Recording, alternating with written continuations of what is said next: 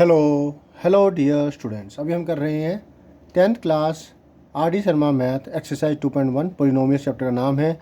इस एक्सरसाइज के question number 8 का बी पार्ट सेकंड पार्ट अभी हम कर रहे हैं, जिसमें कि हमें क्या दिया हुआ है। हमें दिया हुआ है एक क्वाड्रेटिक पोलिनोमियल के सम ऑफ जीरोज और प्रोडक्ट ऑफ जीरोज। अब हमें इन दोनों की मदद से क्वाड्रेटिक पोलिनोमियल को गेट करना है और फिर क्वाड्रेटिक पोलिनोमियल गेट हो जाने के बाद उसके जीरोज भी निकालने हैं। क्लियर हो गया? तो चलिए करते हैं सॉल्यूशन। गिवन हमें गिवन है सम ऑफ जीरोज जो कि -3/2√5 है और प्रोडक्ट ऑफ जीरोज -1/2 गिवन है। देन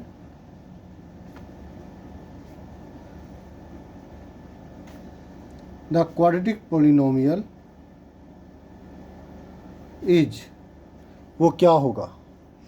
वो होगा कि कांस्टेंट कोई भी चीज़ हो सकती है, कोई भी कांस्टेंट वैल्यू हो सकती है, उसके लिए के का इस्तेमाल किया है, कुछ ना कुछ मल्टीप्लाई डिवाइड हुआ होगा और यहाँ पर मिलेगा x² minus SX plus P। ये फार्मूला है।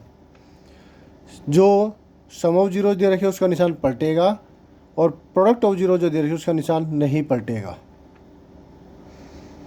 के x², ये माइनस का था प्लस का हो जाएगा 3/2√5, साथ में x लग जाएगा, ये माइनस का है तो माइनस ही रहेगा, -1/2। Is that clear? गुड। ये हमें क्वाड्रेटिक पोलिनोमियल मिल गया। अब इसके जीरोज हमें गेट करने हैं। ठीक है, तो क्वाड्रेटिक पोलिनोमियल हमें ये मिला हुआ है, लेकिन हमें डिनोमिनेटर के अंदर करना होगा 1। कैसे होगा? इसका एलसीएम अगर आप देखें तो 2√5 और 2 इसका एलसीएम निकालना है। तो हम ऐसा करते हैं ना कि जो दोनों में आ रहा है वो सारे लेंगे।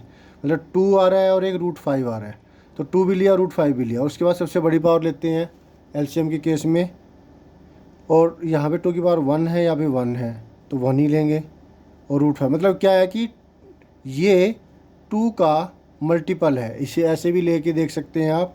2 की टेबल पर ये आता है क्योंकि 2 में कुछ ना कुछ मल्टीप्लाई करके हमें ये मिला हुआ है। ठीक है, बात क्लियर हो रही है? 2 में कुछ ना कुछ मल्टीप्लाई करके, टेबल को छोड़ दीजिए, 2 को कुछ ना कुछ मल्टीप्लाई करके हमें ये मिला है। इसका मतलब प्रोडक्ट ये ही जो है एलसीएम होगा। अब ये बनाएंगे कैसे? इसको ऊपर नीचे √5 से मल्टीप्लाई कर देते हैं और इसको भी √5 से मल्टीप्लाई, इसको तो 2√5 से मल्टीप्लाई करना पड़ेगा क्योंकि इसके डिनोमिनेटर तो 1 है। हमें डिनोमिनेटर में 2√5 बनाना है। क्लियर है? तो हमें मिला, अब हर एक में से 1/2√5 ले लेंगे, कॉमन ले लिया। हमें क्या मिला? यहाँ पर मिला √5x², यहाँ पर क्या मिला? प्लस का 3x, और यहाँ पर क्या मिला? माइनस का √5। Is that clear? 2√5 तीनों में से बाहर निकाल दिया गया। तो ये क्वाड्रेटिक पोलिनोमियल हमें मिला है फ़िलहाल। तो ये काट देते हैं क्वाड्रेटिक पोलिनोमियल। अभी हम इसको लेंगे √5x² प्लस 3x माइनस √5। अब x² का कोफिशिएंट एक स्क्वायर रूट में आ गया, इसका क्या करें? ओके, मैंने सोचा कि गलती कहाँ होगी। यहाँ पे 2 भी तो आएगा, 2√5 से नीचे किया तो ऊपर भी करेंगे, तो यहाँ पर भी 2 आएगा, तो यहाँ पर भी 2 आएगा। अब देखिए, a हमारे पास है 2√5, ठीक है, और b हमारे पास 3 है, c हमारे पास माइनस का √5 है। ac की वैल्यू क्या मिलेगी? इन दोनों का प्रोडक्ट माइनस का 10, नेगेटिव वैल्यू। तो सब्ट्रैक्शन करने पर हमें मिलना चाहिए ये, तो 5 2 जार 10 मल्टीप्लाई करके तो ये मिल रहा है, सब्ट्रैक्शन करने पर मिलता है 3। सब्ट्रैक्शन तब होती है जब एक प्लस एक माइनस का निशान हो। अब बड़ी वाली का निशान वही होगा जो कि बी का है। बी पॉजिटिव है तो ये पॉजिटिव होगा और ये नेगेटिव होगा। दोनों के साथ x और जोड़ देंगे और बीच में यानी कि ये 5x माइनस 2x हो जाएगा।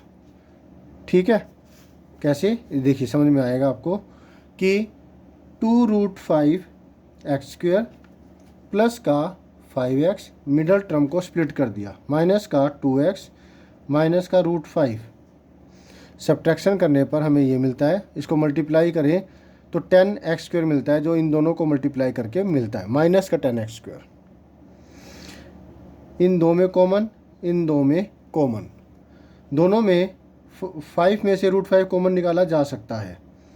5 का मतलब होता है √5 मल्टीप्लाई √5। तो √5 कॉमन लिया और एक x कॉमन ले लिया, √5 गया, एक x गया, तो एक x बचा और एक 2 बचा, 2x।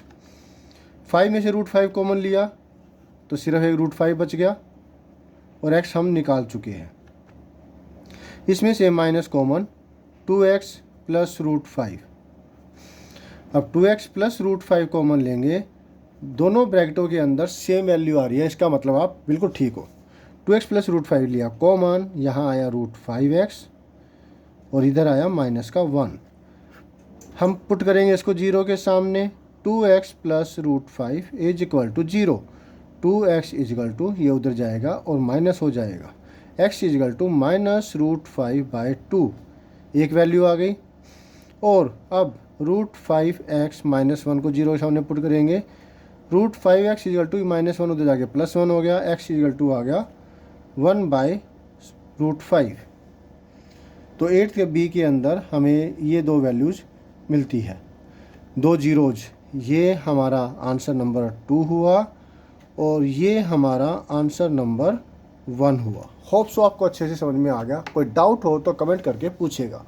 मिलते हैं नेक्स्ट वीडियो में। Always have a great time. Bye.